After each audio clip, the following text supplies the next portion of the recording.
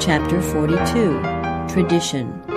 This chapter is based on Matthew 15, 1-20, and Mark 7, 1-23. The scribes and Pharisees, expecting to see Jesus at the Passover, had laid a trap for him. But Jesus, knowing their purpose, had absented himself from this gathering. Then came together unto him the Pharisees and certain of the scribes. As he did not go to them, they came to him. For a time it had seemed that the people of Galilee would receive Jesus as the Messiah, and that the power of the hierarchy in that region would be broken. The mission of the 12, indicating the extension of Christ's work and bringing the disciples more directly into conflict with the rabbis, had excited anew the jealousy of the leaders at Jerusalem. The spies they sent to Capernaum in the early part of his ministry, who had tried to fix on him the charge of Sabbath-breaking, had been put to confusion. But the rabbis were bent on carrying out their purpose. Now another deputation was sent to watch his movements and find some accusation against him. As before, the ground of complaint was his disregard of the traditional precepts that encumbered the law of God. These were professedly designed to guard the observance of the law, but they were regarded as more sacred than the law itself. When they came in collision with the commandments given from Sinai, preference was given to the rabbinical precepts. Among the observances most strenuously enforced was that of ceremonial purification.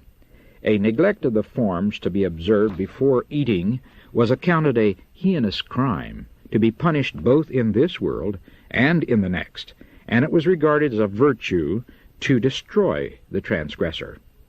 The rules in regard to purification were numberless.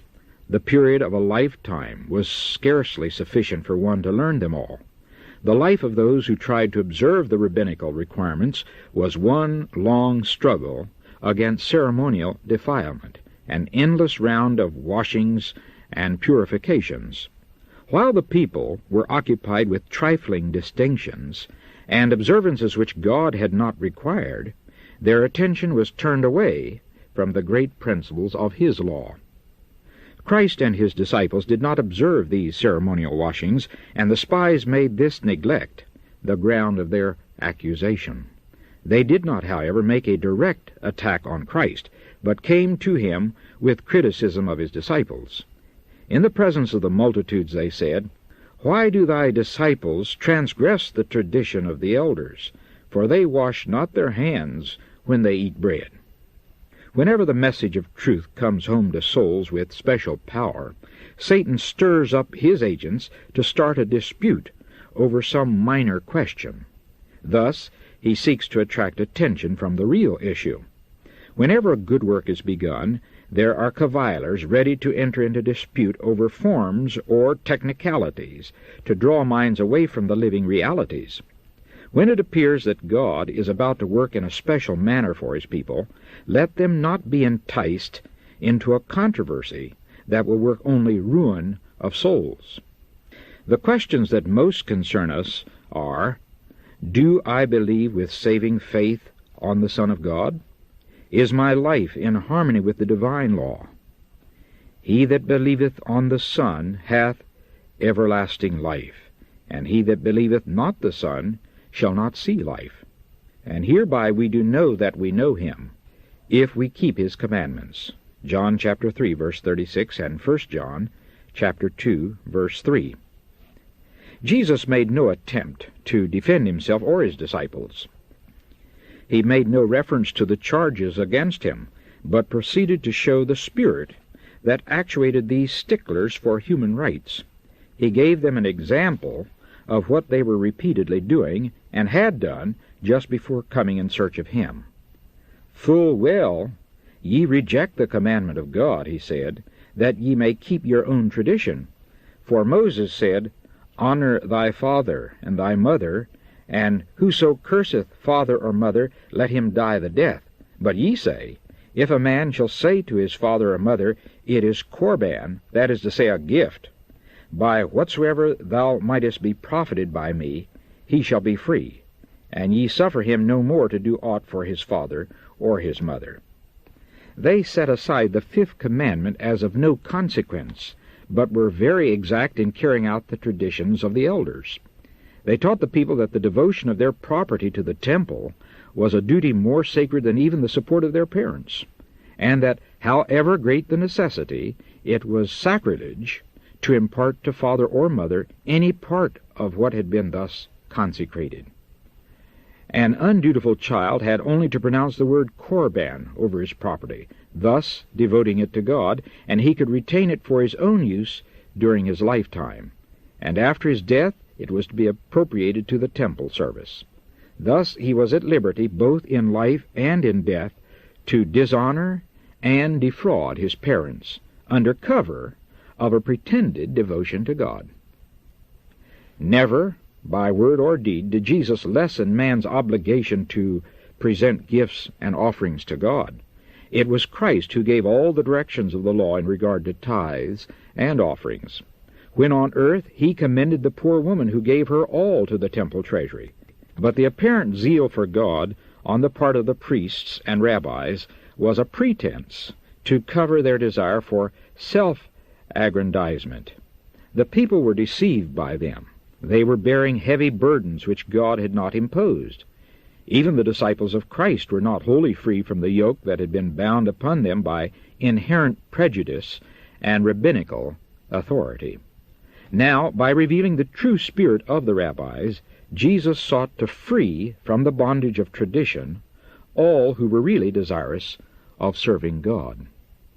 "Ye hypocrites," he said, addressing the wily spies, "well did Isaiah prophesy of you, saying, This people draweth nigh unto me with their mouth, and honoreth me with their lips, but their heart is far from me. But in vain they do worship me, teaching for doctrines the commandments of men." The words of Christ were an arraignment of the whole system of Pharisaism. He declared that by placing their requirements above the divine precepts, the rabbis were setting themselves above God. The deputies from Jerusalem were filled with rage. They could not accuse Christ as a violator of the law given from Sinai, for he spoke as its defender against their traditions. The great precepts of the law which he had presented appeared in striking contrast to the petty rules that men had devised. To the multitude, and afterward more fully to his disciples, Jesus explained that defilement comes not from without, but from within. Purity and impurity pertain to the soul. It is the evil deed, the evil word, the evil thought, the transgression of the law of God, not the neglect of external, man-made ceremonies, that defiles a man. The disciples noted the rage of the spies as their false teaching was exposed. They saw the angry looks and heard the half-muttered words of dissatisfaction and revenge. Forgetting how often Christ had given evidence that he read the heart as an open book, they told him of the effect of his words, hoping that he might conciliate the enraged officials. They said to Jesus, "Knowest thou that the Pharisees were offended after they heard this saying?" He answered, "Every plant which my heavenly Father hath not planted shall be rooted up." The customs and traditions so highly valued by the rabbis were of this world, not from heaven. However great their authority with the people, they could not endure the testing of God. Every human invention that has been substituted for the commandments of God will be found worthless in that day when God shall bring every work into judgment with every secret thing, whether it be good or whether it be evil. Ecclesiastes chapter 12, verse 14. The substitution of the precepts of men for the commandments of God has not ceased. Even among Christians are found institutions and usages that have no better foundation than the traditions of the fathers. Such institutions, resting upon mere human authority, have supplanted those of divine appointment. Men cling to their traditions and revere their customs and cherish hatred against those who seek to show them their error. In this day, when we are bidden to call attention to the commandments of God and the faith of Jesus, we see the same enmity as was manifested in the days of Christ. Of the remnant people of God it is written, "The dragon was wroth with the woman, and went to make war with the remnant of her seed, which keep the commandments of God, and have the testimony of Jesus Christ." Revelation chapter 12, verse 17.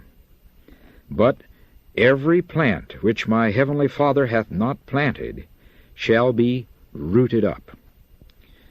In place of the authority of the so-called fathers of the church, God bids us accept the word of the eternal Father, the Lord of heaven and earth. Here alone is truth unmixed with error. David said, "I have more understanding than all my teachers, for thy testimonies are my meditation. I understand more than the ancients, because I keep thy precepts." Psalms 119, verses 99 and 100. Let all who accept human authority, the customs of the church, or the traditions of the fathers, take heed to the warning conveyed in the words of Christ. "In vain they do worship me, teaching for doctrines the commandments of men."